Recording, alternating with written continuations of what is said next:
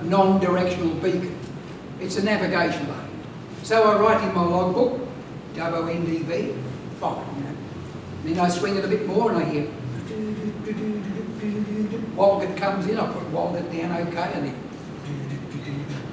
narrow mind. And I do this for half a dozen of the radio stations at various towns around the northwestern New South Wales. So that's okay. What to do next?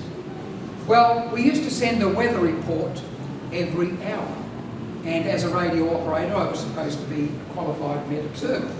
So, immediately I look at the anemometer, I write down it's swinging 320 to 340 degrees, 15 gusts to 25 knots, heavy driving rain, all this sort of thing. The barometer is QNH 1002, which was very important for aircraft landing. They had to know the air pressure at the station.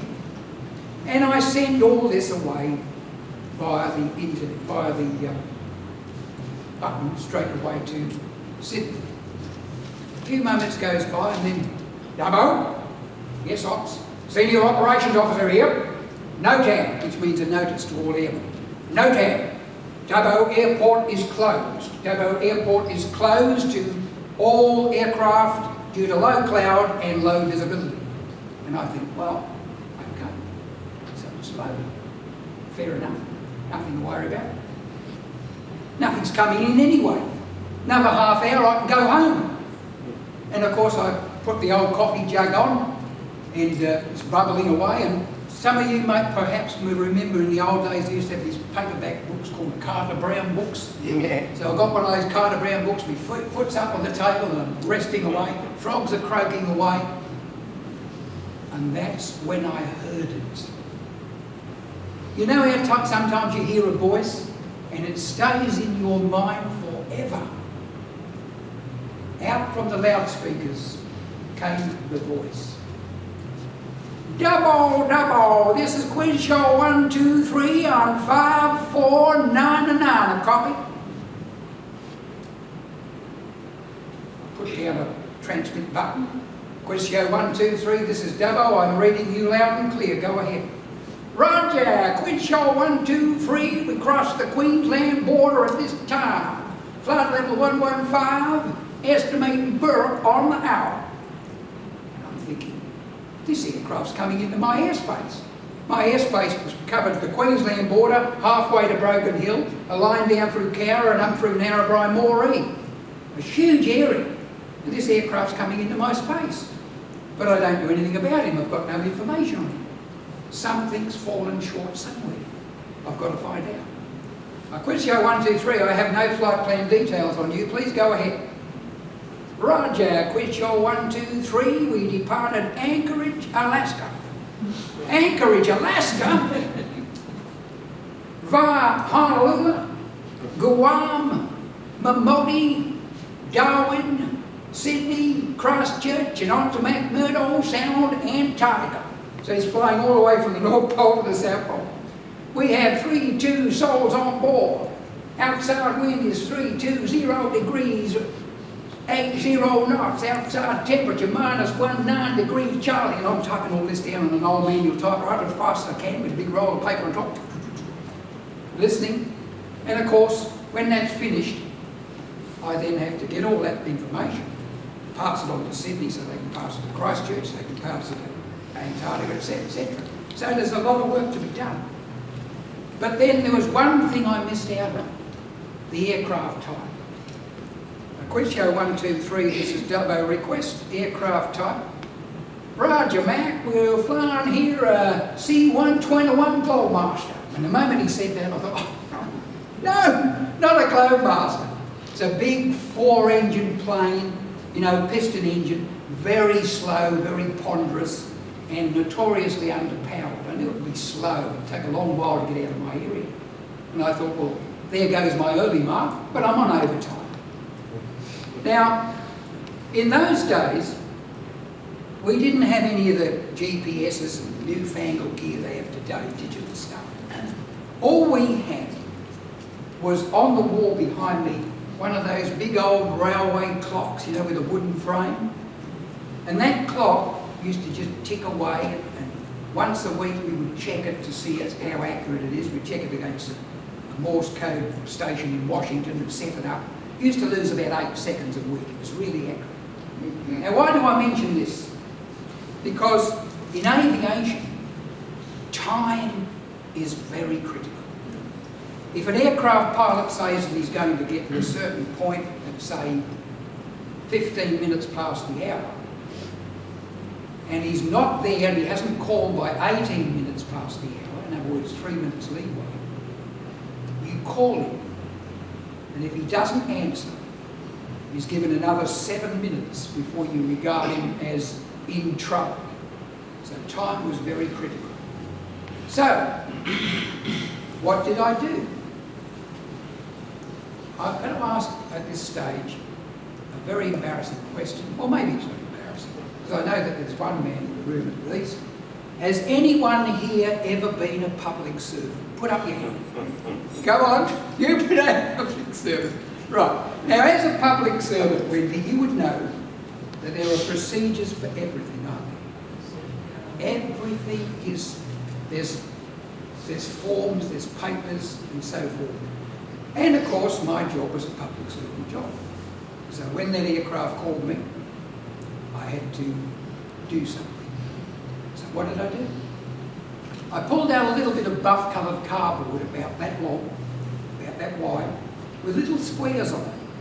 And I wrote in the top left-hand corner, Q123, and then underneath it, the aircraft type, and then in the next little box, QLD, BDR, Queensland Border, 115, etc. And then, you know what I did next? I got that little buff strip and I slid it into a metal holder. Once I slid it into the metal holder, I put it on a big plastic or Bakelite type board and then put it up in front of me. That aeroplane was now in the active bay, which meant I had to look after it until I could hand it over to the Sydney Air Traffic Controllers. So, that was one procedure. And of course, as I'm sitting there, still having a cup of coffee, I know that the aircraft is on its way to Perth. And sure enough, double, question 123 over Burke this time, flight level 115, estimating your station. So we'll make it round figure, on the hour.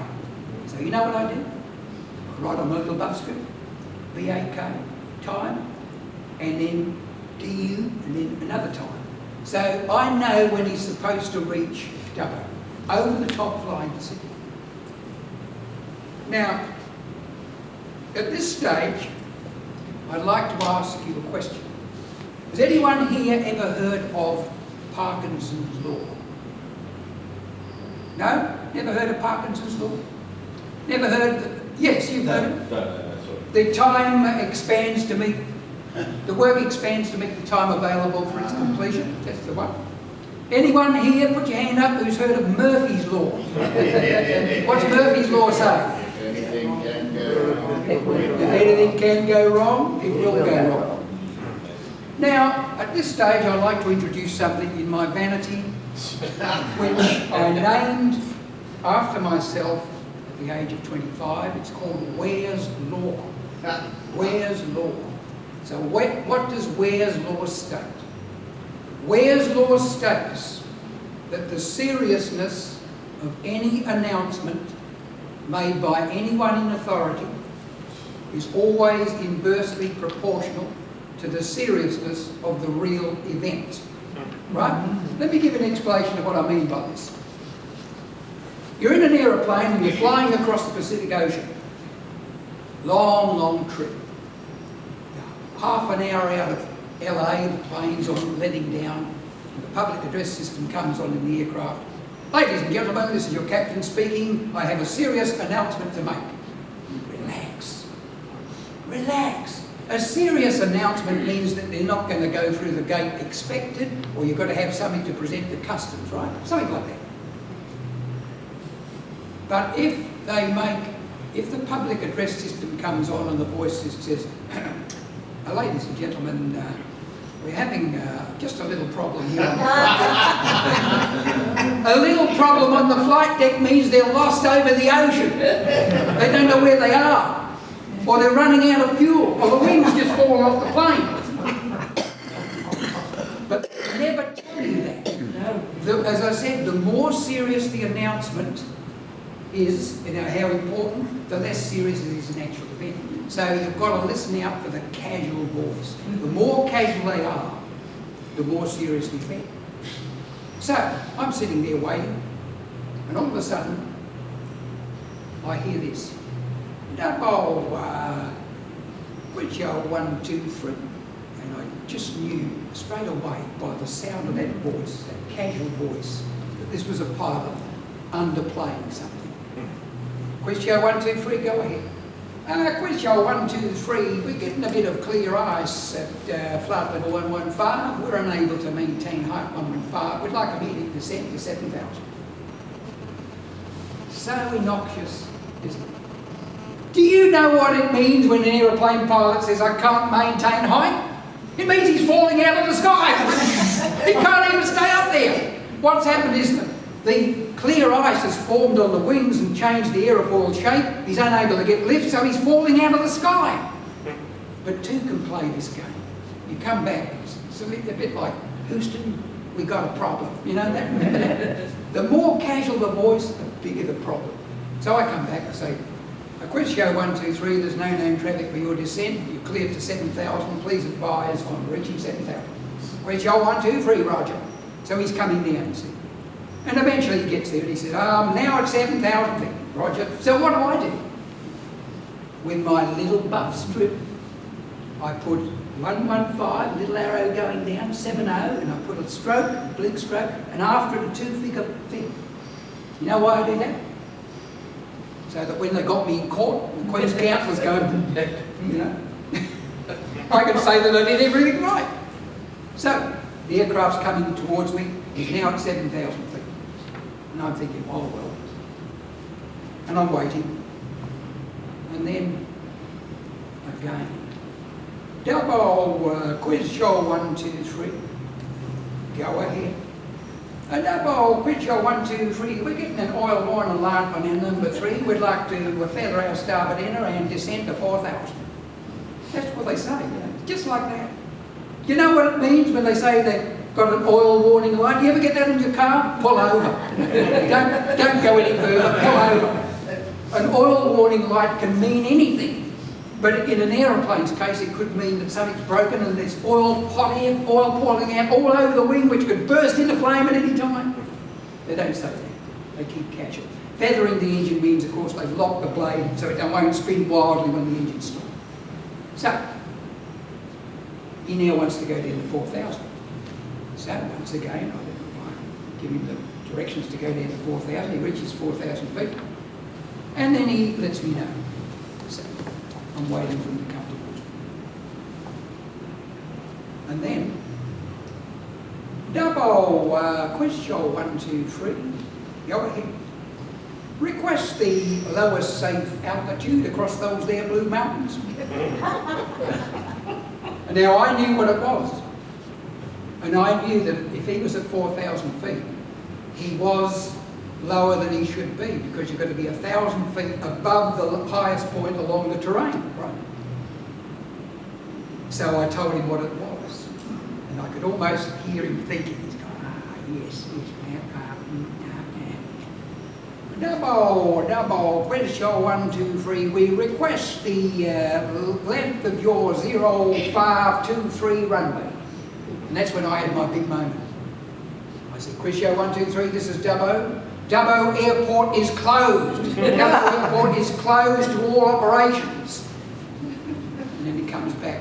Roger that, Matt. Well, that's stiff, buddy, because we're coming in there anyway. Right. So now, of course, I had to do things. You know, I actually had to change from one pen to another. I put the blue pen away and pulled out the red pen. He's coming in, and he's got one engine missing. Got a direct line to the fire brigade, or one bloke who lives on the airport. Yes, Tom, what is it, mate? We got a Toastmaster. You can't let him in here. Viscounts can't even come in here. They wreck the strip. I said, he's coming in anyway. All right, well, I better get ready. So he comes on there, 10 to 1, standing by. He's got his, he's got his unit, just the one fire engine, but he's ready to go. And then, of course, I have to do all sorts of things.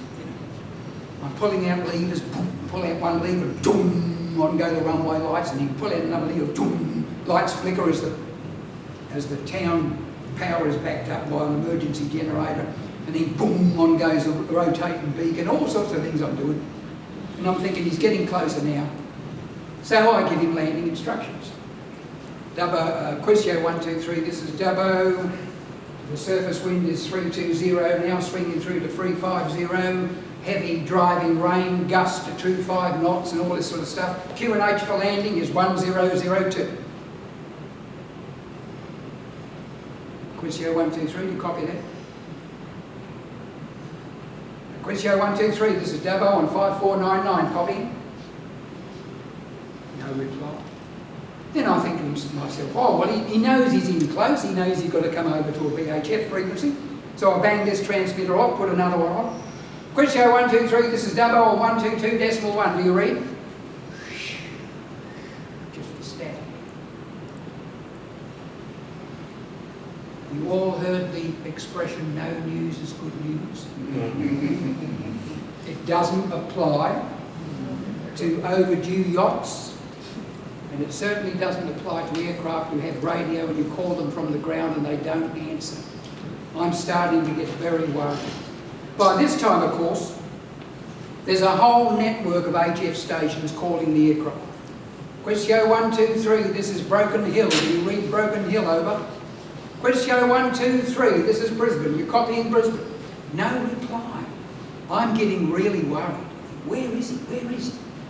He should be in the circuit area by now. I should be hearing him. But of course, there's the rain on the roof pouring down. And we had a glass door and a fly screen. The glass door was nearly always open. It was open at this stage. So I bangs out through the screen door to listen. I'm listening. And I hear, you know what that was? Semi-trailer on the way from Dubbo to Narromine. Because the road was only just near where the aircraft used to land over the hill and touch down. And I'm thinking, where is he? Where is he? You know, and I'm starting to get real worried. And by that time, of course, my imagination has taken me into court. The Queen's Counsel's burning his fingers in the face, saying, what happened? Where? What happened? You heard that aircraft crash. What altimeter setting did you give him? And I'm thinking, what did I do? What did I do? Did I tell him 1002 or 1012? Had I made that mistake and he came out of the cloud thinking he still had a couple of 100 feet underneath him, oh, dreadful. And the next moment I hear, yo, over the top. He's so close that the lights in the place go wink off, on and off as he goes over the top. Dubbo, Quisio 123, we're right over the top of your station this time. Did you see us? Quisio 123, negative, you're not visual. Quisio 123, well, roger that. Well, we're going down around again. We're going to do an NDB let down on your 05 runway. This time we're coming in with wheels down, flaps down, and pants down. Nothing's stopping us this time, man. So I'm waiting. Next moment, over the top he goes again. You know, power drawn out as he goes across. Then silence. Dubbo, Quisio 123, you sure you got that damn rotating beacon on? That's affirmative. Well, it's just pea soup up here, man. We're going to circle a bit. So he goes, you see. He doesn't tell me what he's going to do. There's no time for me to write down. I'm a bit anxious. So I call him.